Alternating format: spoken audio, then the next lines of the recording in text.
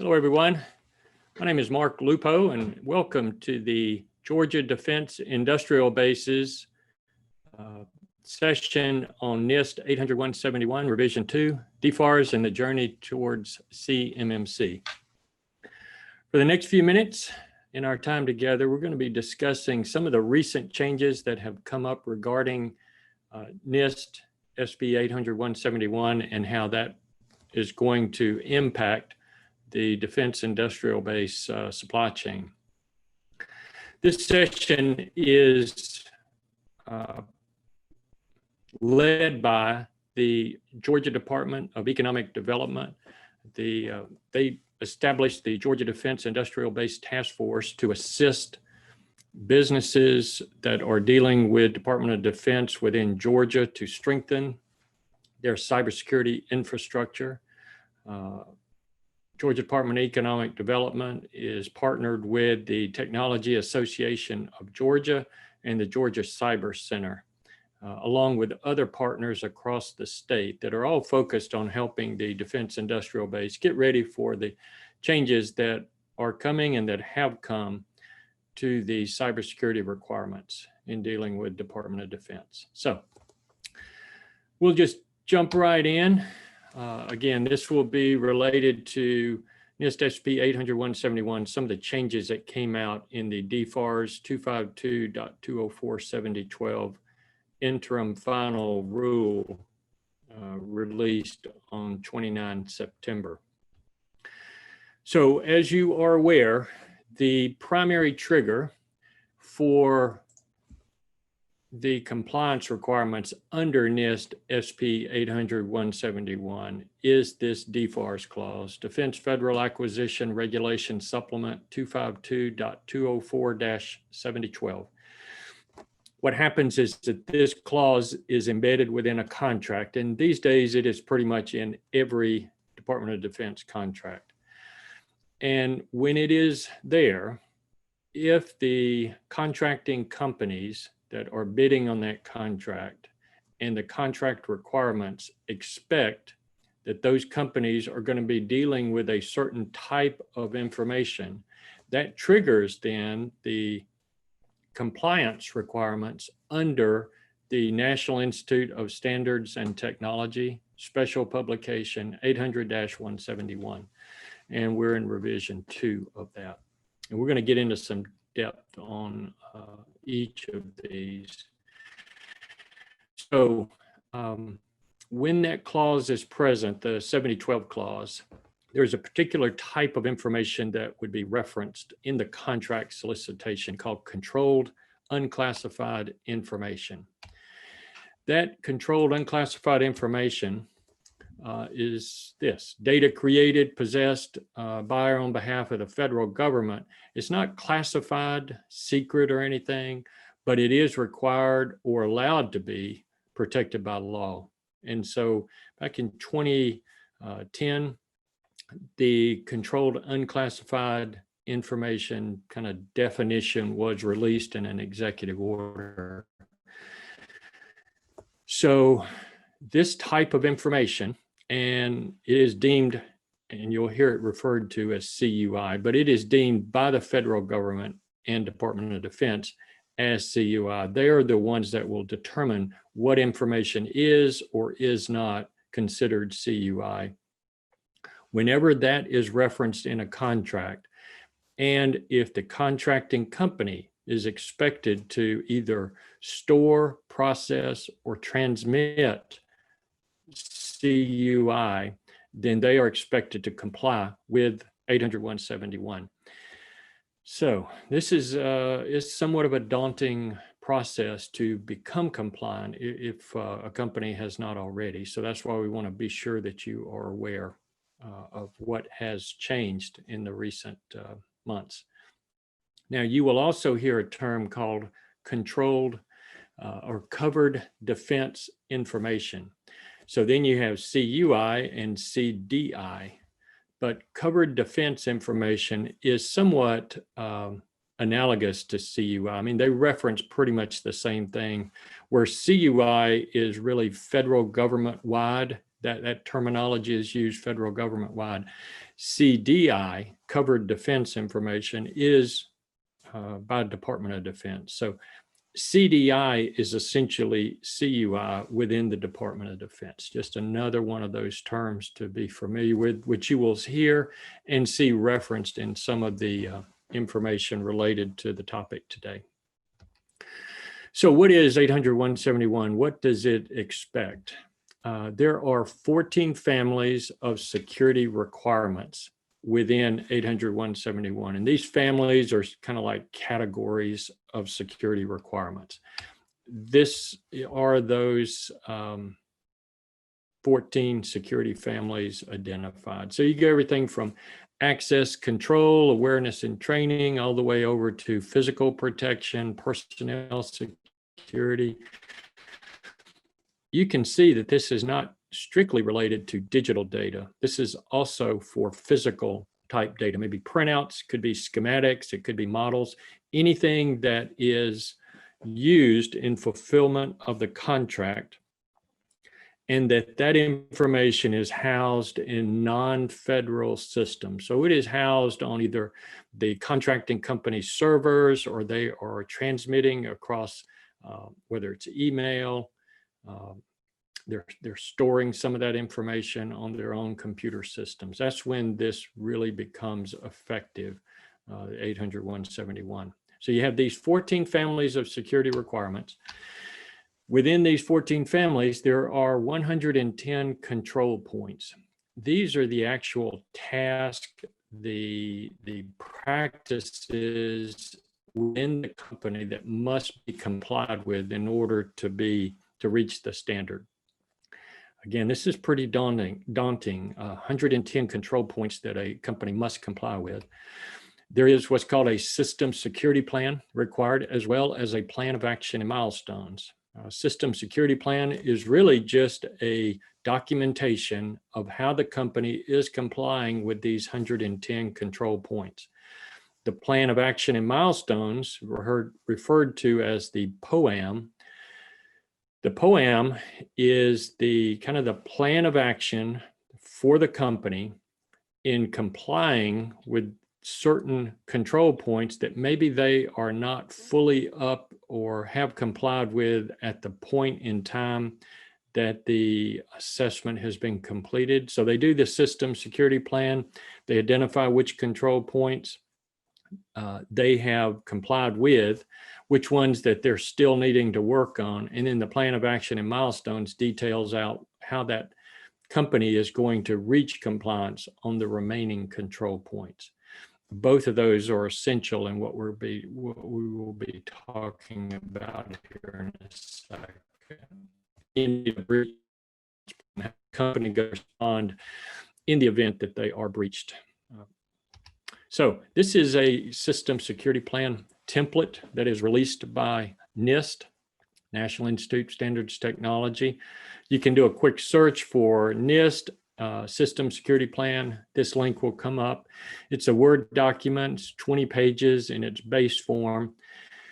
And you can see the red there. What happens is that when you are completing this system security plan, you're just completing and filling in the areas in red, and it will expand based on the responses that a company gives.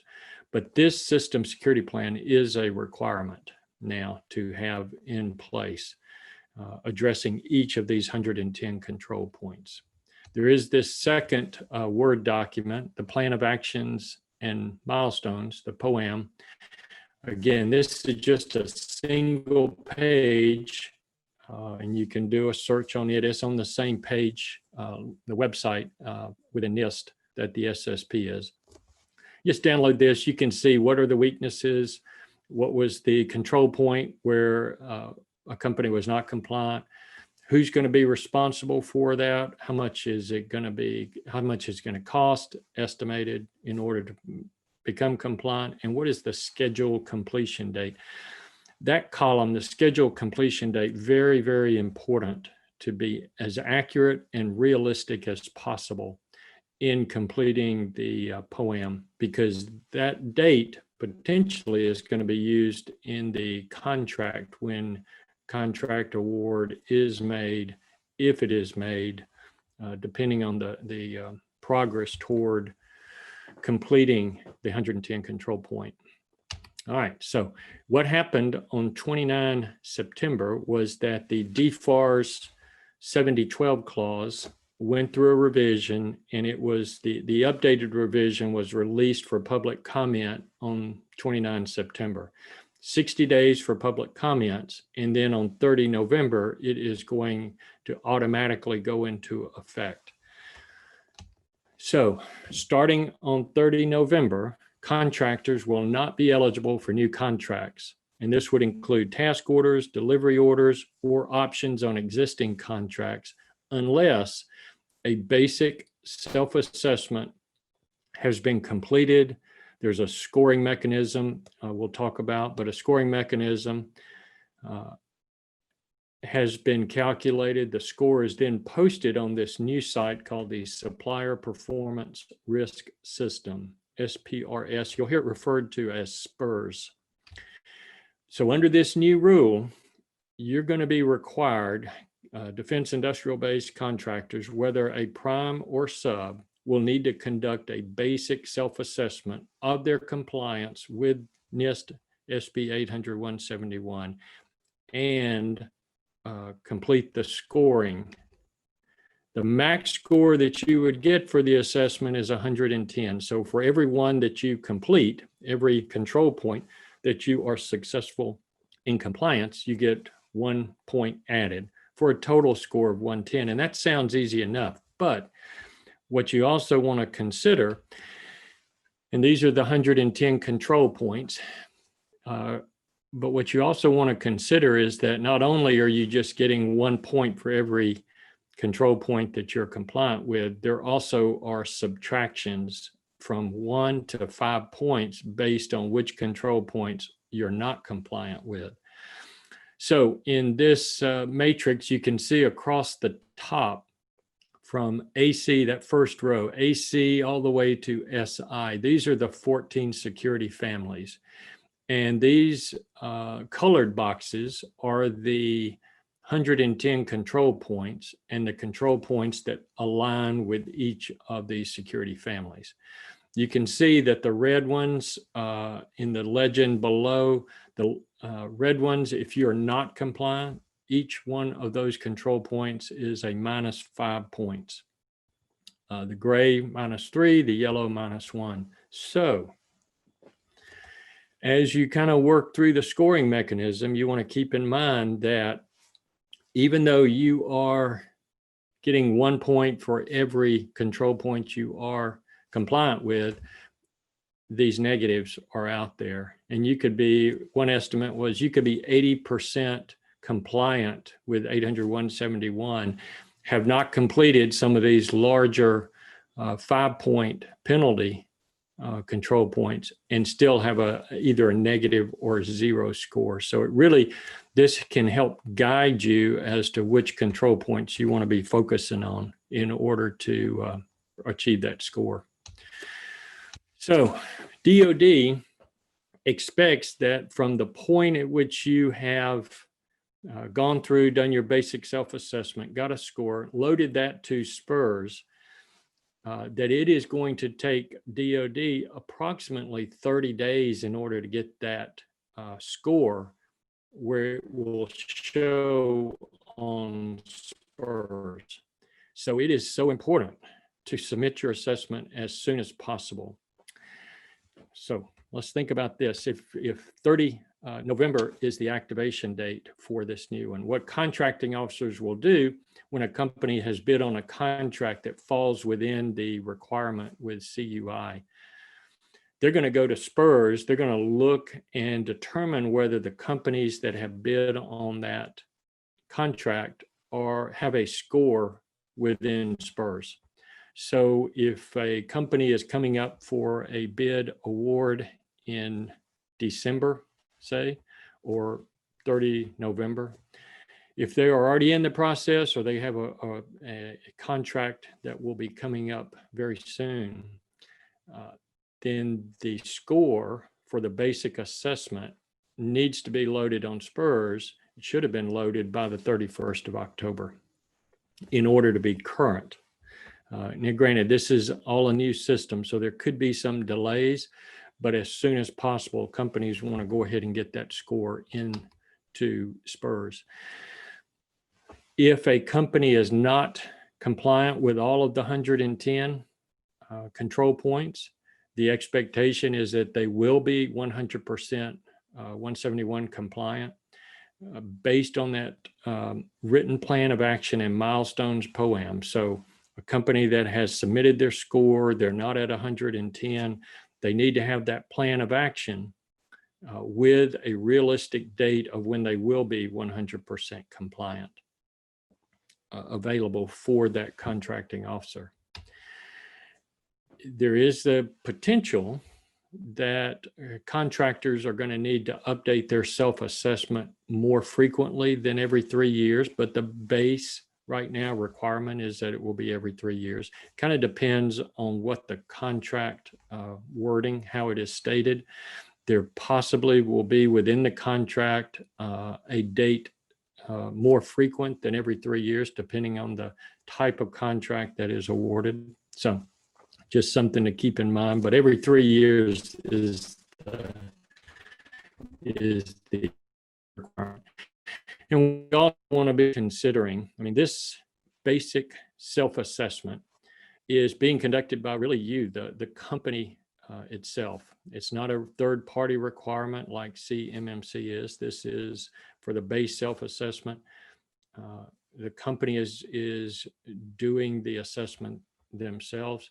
What you want to be very thoughtful about is being as accurate and honest as possible, because false statements of compliance. So if you say you're compliant with a certain control point, if you're not and knowingly state that, then you do face the possibility of being prosecuted under what's called the False Claims Act. You're claiming compliance with a contract requirement, and in reality, you're not.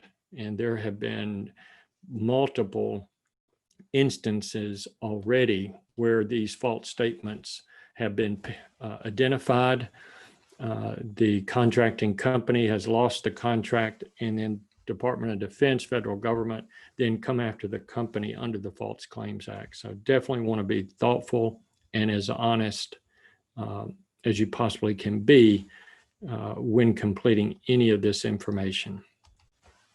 So to become compliant, then 5 steps, what do you need to consider? First, you need to identify the scope of the contract. Is CUI involved?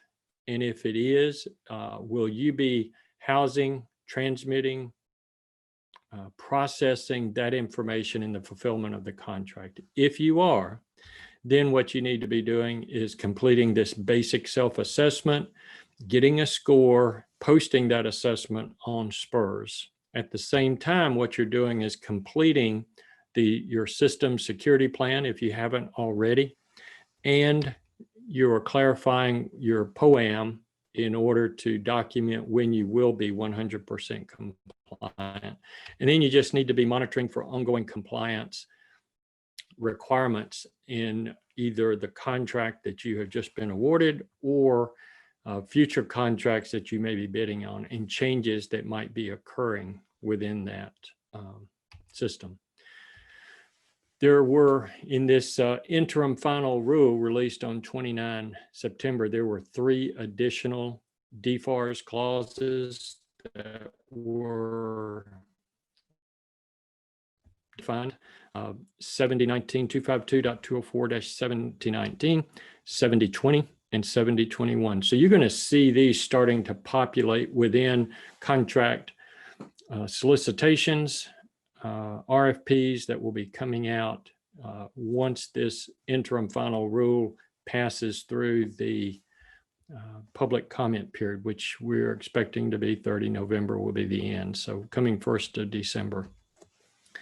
7019, what it is doing is just discussing the fact that now companies are going to be required to have a 171 assessment on record within SPRS.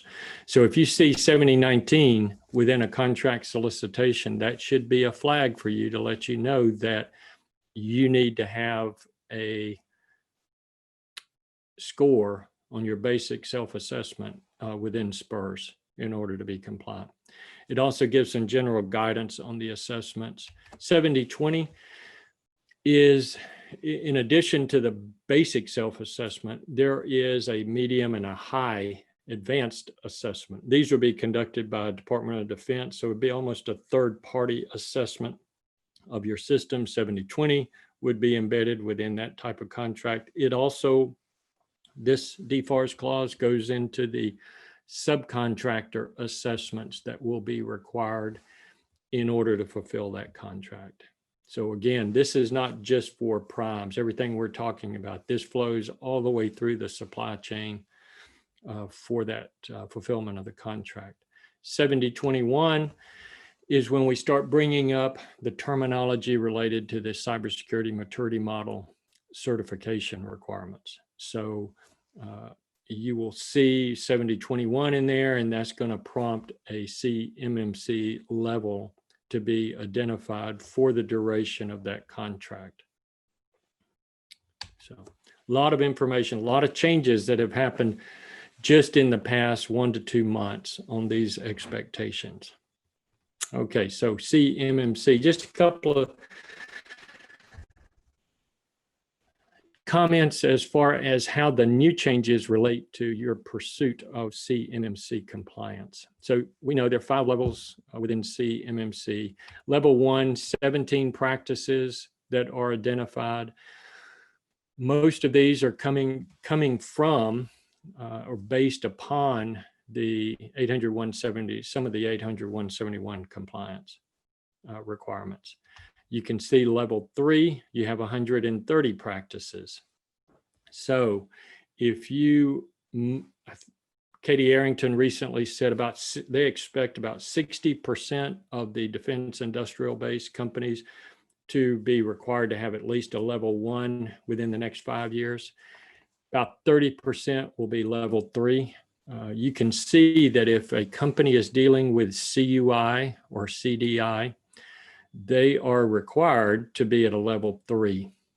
And so you can see here, level 3 is going to require these 110 security requirements out of 171 plus 20 additional CMMC practices. So as you are moving toward 800-171 compliance, you are really effectively becoming CMMC compliant, whether it's level 1 and up to level 3, or at least making some great strides to achieve that. Level 2 is really just a kind of a stepping stone for companies to achieve level 3. So how are companies already starting to use their compliance to 171? These are some capability statements from several companies, and you can see that embedded within their capability statement, they are already discussing their compliance to both 171 and on some for CMMC. So this is a cybersecurity company. You would expect that they would have made progress toward 171 and CMMC compliance. But take a look at this one. This is a plastics company. And down in the bottom left, you can see on their capability statement, they're already starting to use terminology that they are 171 compliant. 171 is not a new expectation. The compliance was really required as of 31 December 2017. So they're just starting to hold all defense industrial base companies now their feet to the fire in order to be compliant. Another one, this is for rubber products, is their primary NIST code. And look at that. One of the primary differentiators they have is the NIST 800-171 compliance. That is how they are distinguishing themselves from other companies out there. So, if you look at this proactively, if you go ahead and take steps now or have taken steps to become 171 compliant, you really set yourself apart from other companies that do not have this now that the expectation is there. So primes are going to be out there looking for companies that have this compliance. So what are the steps to move forward? Again, you want to assess your compliance to 800-171 internally, and you want to do the base assessment and obtain your score and post that to Supplier Performance Risk System website. At the same time, what you're doing is that you're completing your system security plan and, if necessary, your plan of action and milestones. If you're not 100% compliant, what is your POAM completion date to become 100% compliant? You also want to be looking at least level 1, either using an internal assessment, possibly an external assessment initially, determine where you are.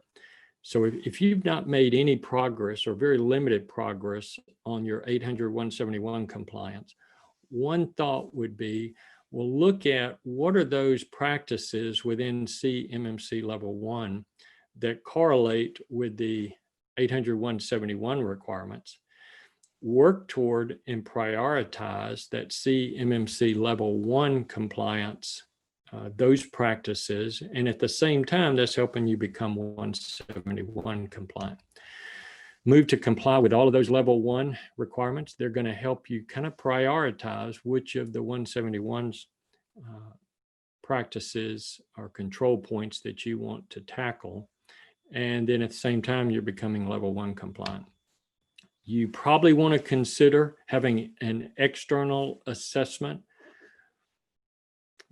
bringing in maybe an IT company to help you think through where you stand related to the 171 requirements. So have this external assessment completed and then work toward bringing in a C3 PAO to do your level 1, in this case, certification assessment. One of the estimates on the actual level 1 external assessment from a C3 PAO was around $3,000, plus the travel associated cost with the assessors. They're probably looking $5,000 to $6,000 for the level 1 certification. Level 3, one estimate was up over $25,000. So this is not going to be inexpensive to do, but these costs can be built in to some degree into the contract proposal. Finally, some resources to consider. Again, the Georgia Defense Industrial Base Task Force has really 2 websites. One is housed on the tag online. There are additional webinars, kind of where this one will be housed, but additional webinars that have been conducted in the past, will be conducted in the future, will be housed here, so you can go back and review those. The Cybersecurity Edge from the Georgia Department of Economic Development is another website to consider accessing, with different resources that are there that can help lead you to additional information. The CMMC accreditation body has a site at the .org there, and then Department of Defense. This is where the CMMC information from the model itself to the appendices that give you really the detailed information on each of the practices, capabilities, the domains. They're all housed within that acq.osd.mil site. It has been a pleasure being with you today. If you have any questions, reach out to the Georgia Defense Industrial Base Task Force, and we will assist you in any way we can. All the best, y'all.